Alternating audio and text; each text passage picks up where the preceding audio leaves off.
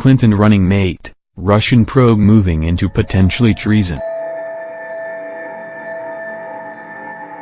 Senator Tim Kaine, D.V., on Tuesday said the investigation into Russian meddling in the 2016 presidential election is now moving beyond obstruction of justice to even potentially treason.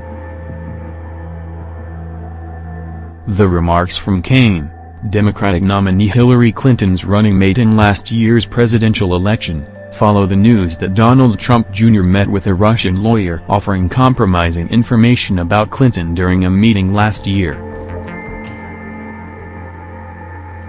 The investigation nothing is proven yet, but we're now beyond obstruction of justice in terms of what's being investigated, Kaine told reporters. This is moving into perjury, false statements and even potentially treason.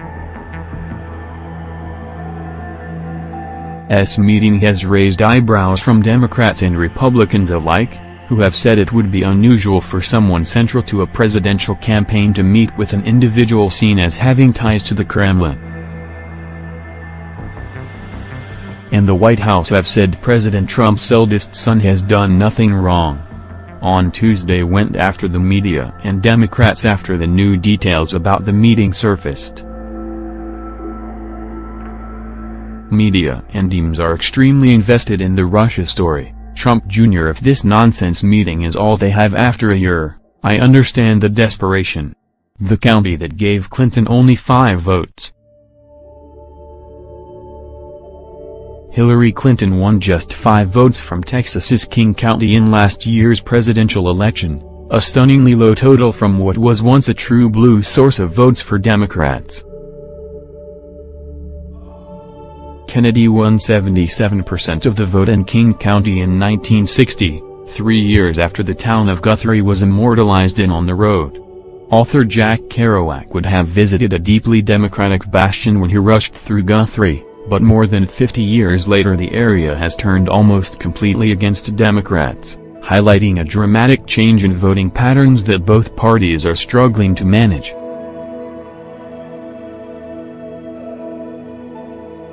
Clinton's 5 votes in King County represented her lowest total of any county in America. Trump received 149 votes in the county, which is an hour and a half east of Lubbock. When Richard Nixon won the White House in 1968, he scored a narrow plurality over Hubert Humphrey in Prince George's County, MD, just across the Anacostia River from the nation's capital.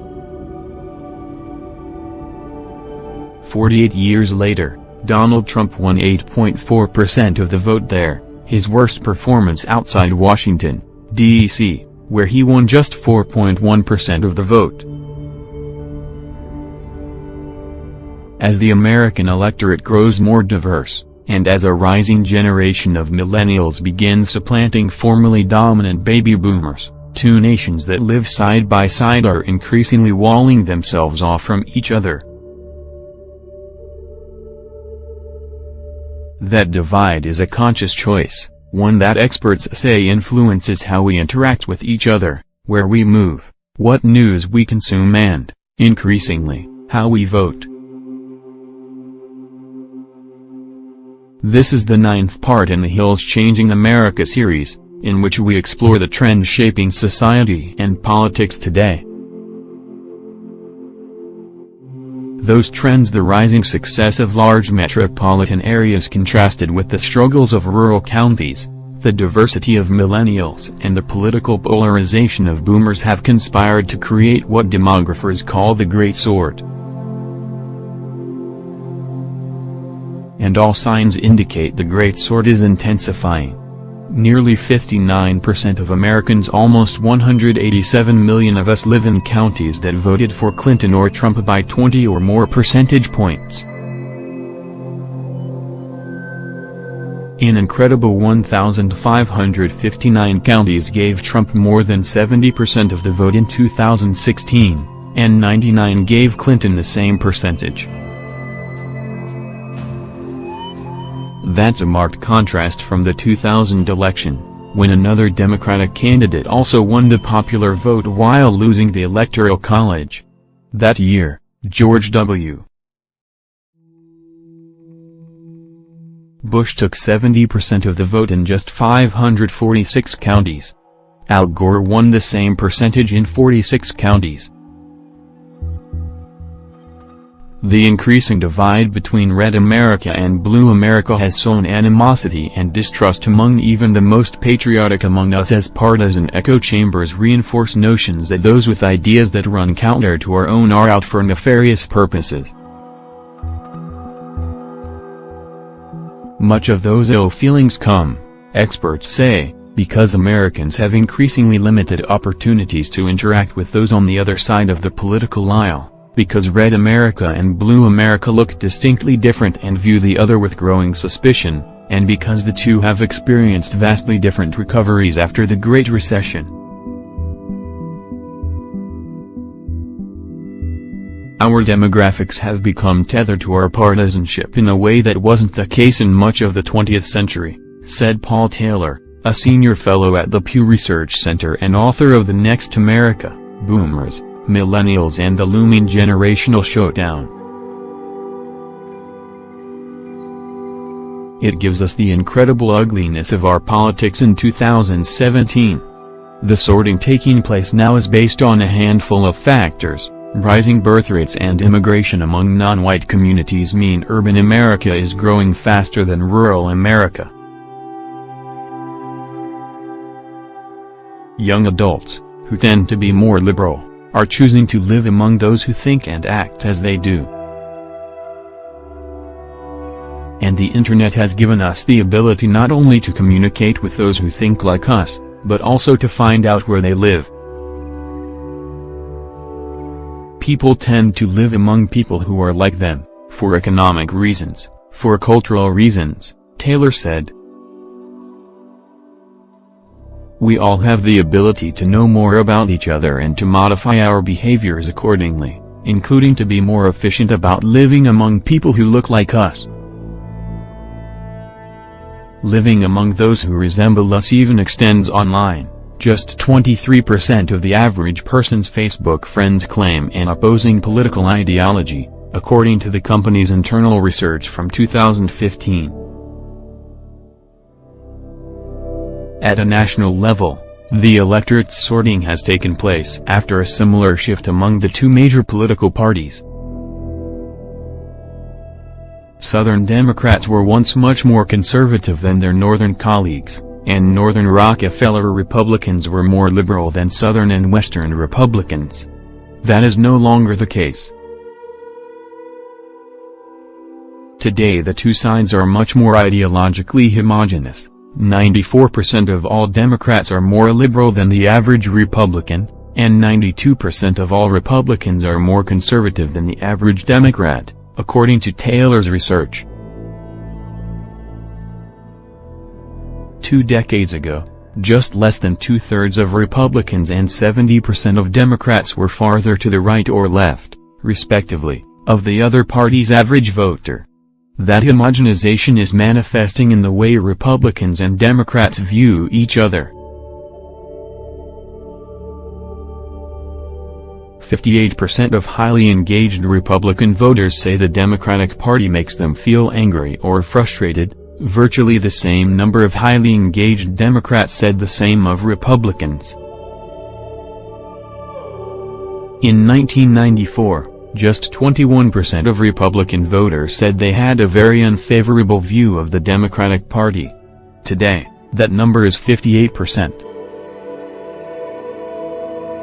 Among Democrats, the number who say they view the GOP very unfavorably has spiked from 17% to 55% over the same span.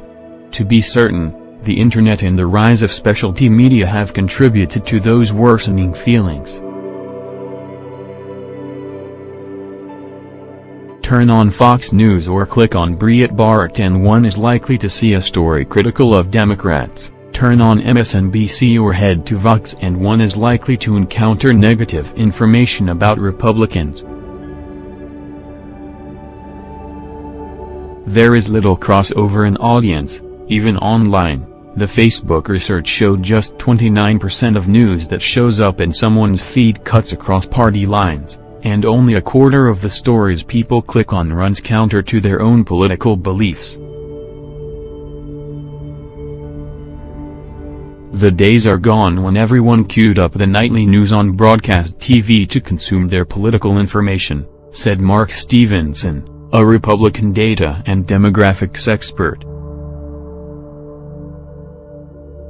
Now, voters have the ability to self-select sources, largely more and more digital in nature, which tend to reinforce and create the more partisan divide we now see. The widening divide has changed the way both Democrats and Republicans run their political campaigns. Presidential campaigns in recent years have become more negative, bent on either depressing a rival's vote or inspiring one's own base to show up.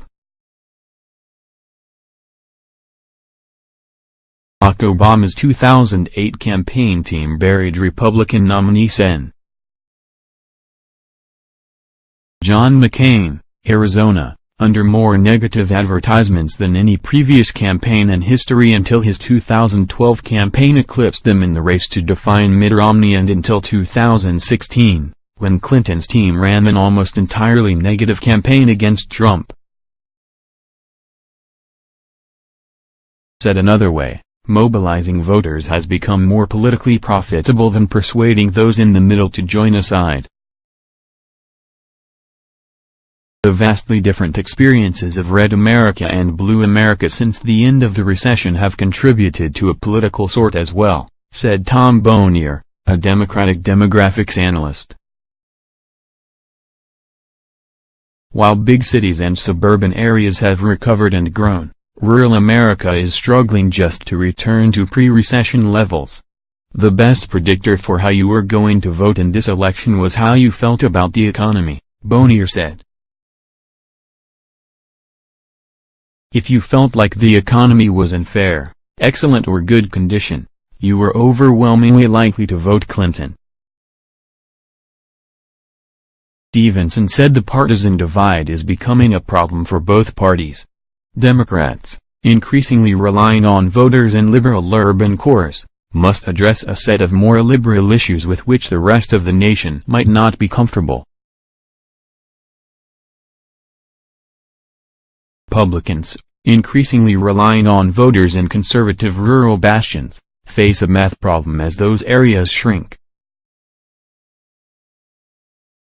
It is the clash of those two populations, younger millennials in urban centers and older boomers in rural territory, who drive the politics of today, Taylor said.